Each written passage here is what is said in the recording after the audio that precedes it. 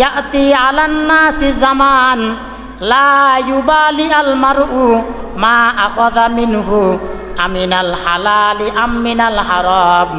নবীজি বললেন, অচিরে এমন এক যুগ আসবে, এমন এক জামানা আসবে, মানুষেরা চিন্তা করবে না তার ইনকাম হালাল থেকে না হারাম থেকে হলো। অর্থাৎ আপনার ইনকাম হালাল থেকে আসে না হারাম থেকে আসে, মানুষ চিন্তা করবে না। কিয়ামতের আগে মানুষ হালাল হারামের তোয়াক্কা করবে না। মানুষ হালাল পথে ইনকাম করবে, হারাম পথেও ইনকাম করবে, কিন্তু তার কোনটা হালাল পথের ইনকাম কোনটা হারাম পথের ইনকাম সে সেটা যাচাই বাছাই করবে না।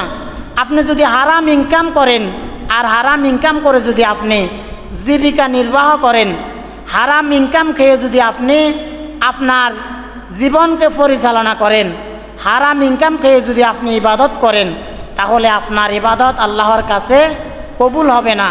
কারণ ইবাদত কবুল হওয়ার শর্ত হচ্ছে আপনাকে অবশ্যই হালাল উপার্জন বা হালাল খেতে হবে।